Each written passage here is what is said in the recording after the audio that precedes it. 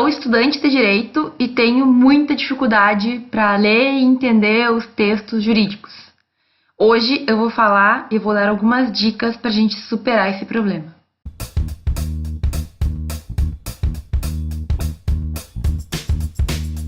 Muita gente que vai começar uma faculdade de direito ou que ainda está no início do curso, enfim, ainda está se adaptando, digamos assim, a esse novo mundo, relata que tem receio de tantas leituras que vão aparecer, e efetivamente a faculdade de Direito vai nos cobrar muita leitura, e principalmente as pessoas têm uma dificuldade de entender, de captar aquilo que elas estão lendo.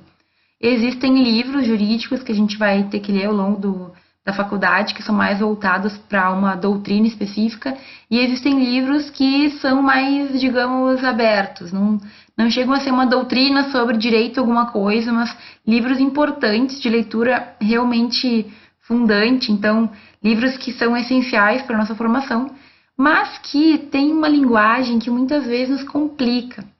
Somado à questão da linguagem, a gente tem o fato de que normalmente os textos de direito sempre são extensos.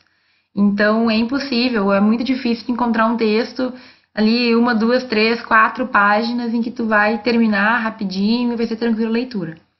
Isso com o tempo vai ficando mais fácil, mas para que desde o início a gente tenha um resultado mais tranquilo, digamos assim, que a gente leia e se sinta bem com aquilo, eu vou trazer para vocês algumas dicas que eu acho que podem auxiliar nessa leitura jurídica.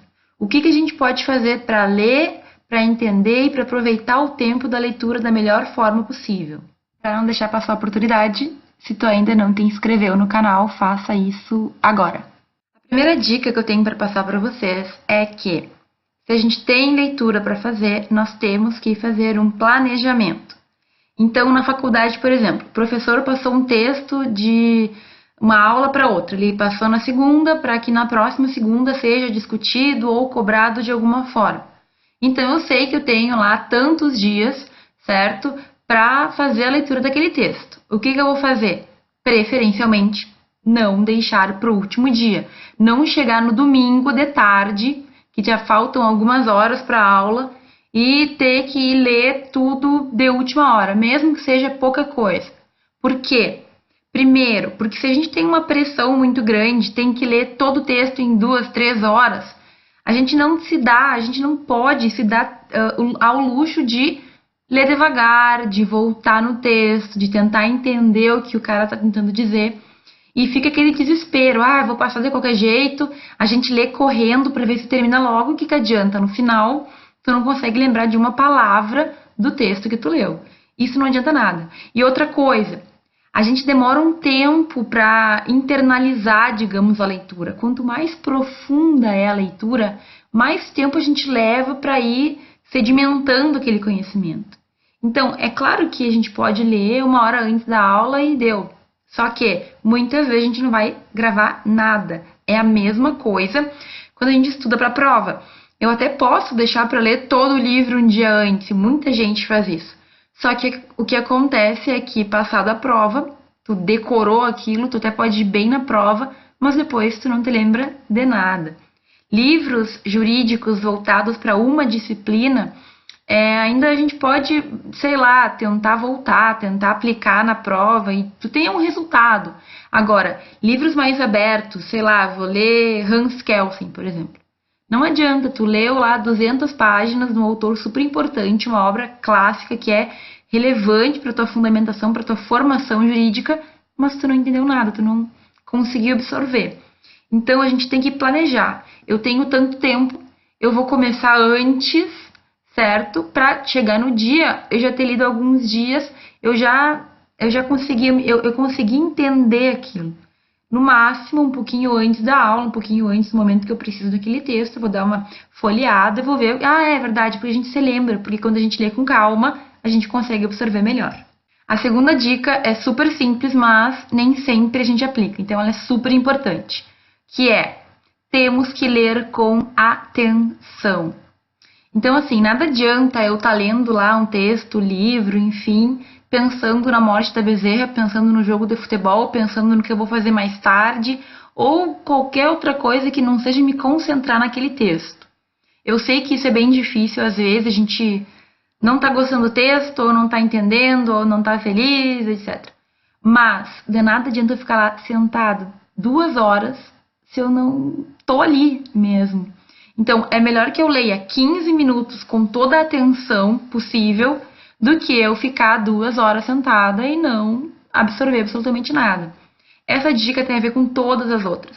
Só que a gente demora um tempo para entender o que significa efetivamente estar ali naquele momento. Eu tenho que me desligar do mundo lá de fora, eu tenho que pensar naquele texto, eu tenho que me debruçar sobre ele, seja um livro, seja um texto, enfim, e focar naquilo.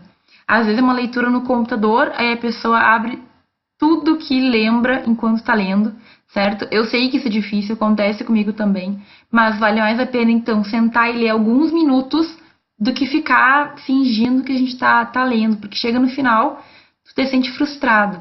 O que eu entendi, afinal, do que eu tô lendo aqui há horas e eu não consigo explicar.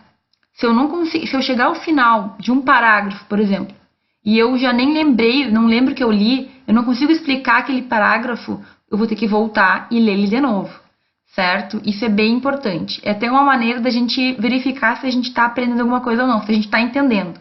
No final do parágrafo, tu conseguiria explicar para alguém ou para ti mesmo o que tu leu? Efetivamente, tu consegue? Se tu conseguir, perfeito, segue adiante. Se tu não consegue, tu vai ter que voltar e ler de novo, porque tu passou os olhos, tu leu, mas tu não entendeu. É a mesma coisa quase que não ler.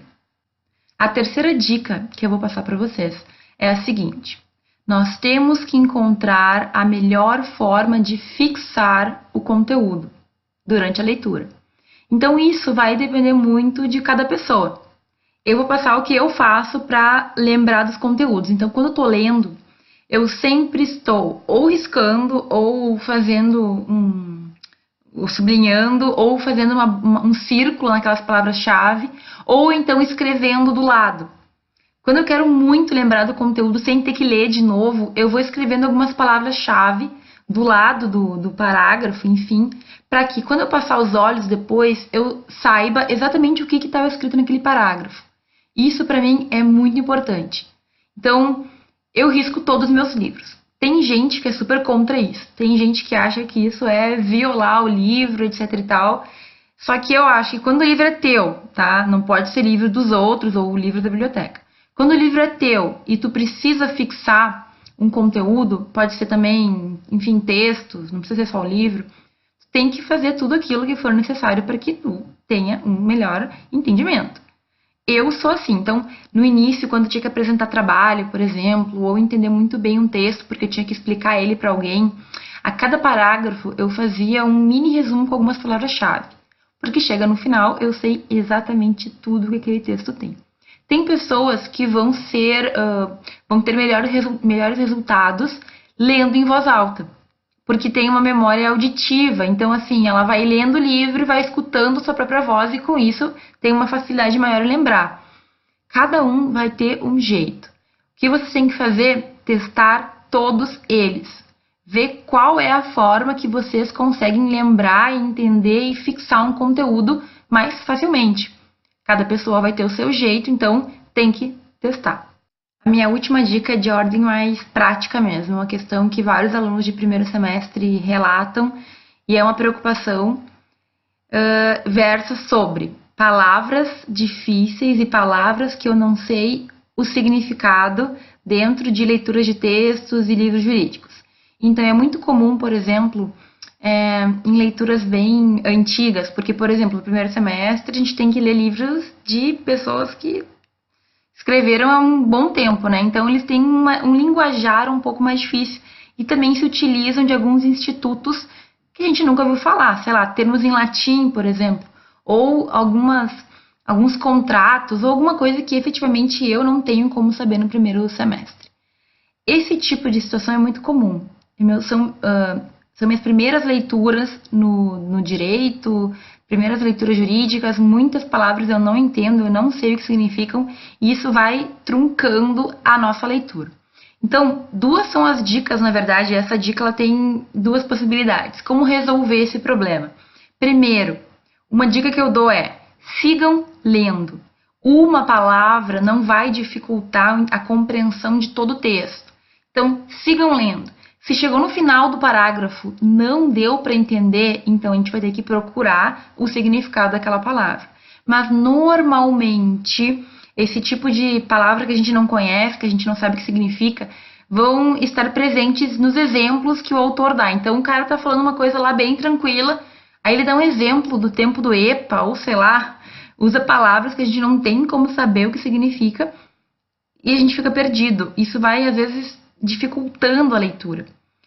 Se eu consigo ignorar aquela parte, pula aquela frase, se eu conseguir ainda assim entender o que ele quis dizer, perfeito, pode seguir a leitura, não vai atrapalhar. Por que eu falo que pode seguir a leitura? Porque no primeiro semestre é muito comum a gente não saber algumas coisas.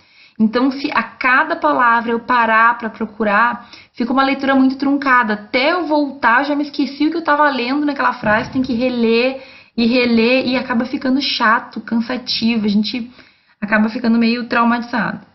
Agora, uma outra opção é justamente procurar o significado dessa palavra. Muita gente vai direto para o Google, né? Coloca lá e acredita no que está escrito no primeiro site. Isso é muito delicado, é algo que a gente tem que ter atenção.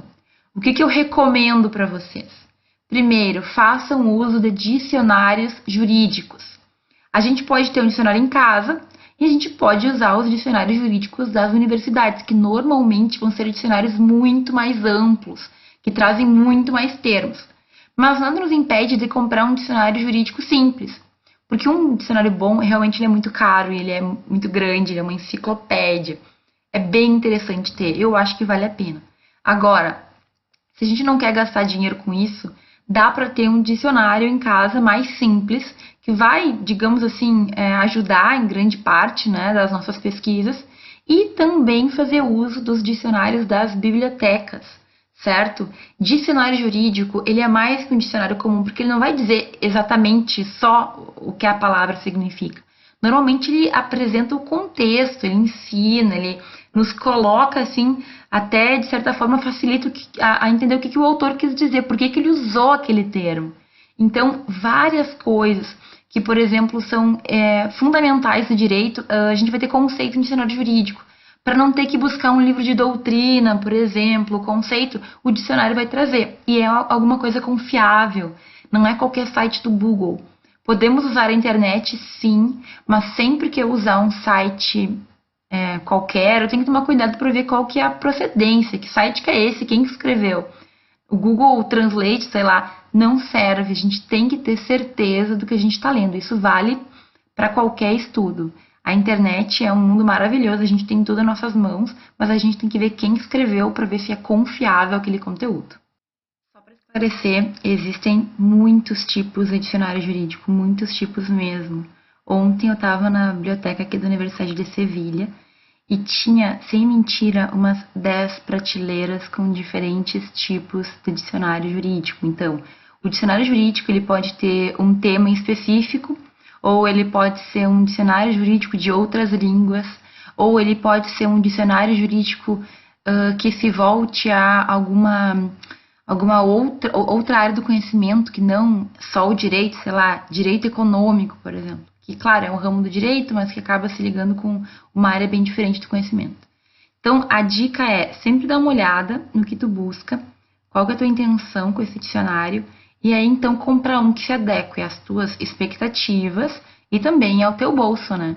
Porque não adianta o melhor dicionário do mundo se eu não consigo pagar. Enfim, claro que dá para comprar dicionários não tão caros que vão auxiliar naquilo que a gente precisa naquele momento. Bom, essas foram algumas dicas. Não deixem de comentar ou perguntar se alguma coisa ficou faltando ou não ficou claro. Sigam também a página da Prof. Fran no Facebook, porque lá eu vou colocar um dicionário jurídico que está disponível no site do Tribunal do Rio Grande do Sul. Eu achei bem bom aquele dicionário, mas eu também vou colocar o link se vocês quiserem achar direto por ali, talvez fique mais fácil. De qualquer forma, existem vários dicionários que os tribunais fazem e que são de grande valia, que realmente são muito bons. No TJRS eu sei que tem um, eu compartilhei ele na minha página, se vocês quiserem, certo? Abraço para todo mundo e até o próximo vídeo.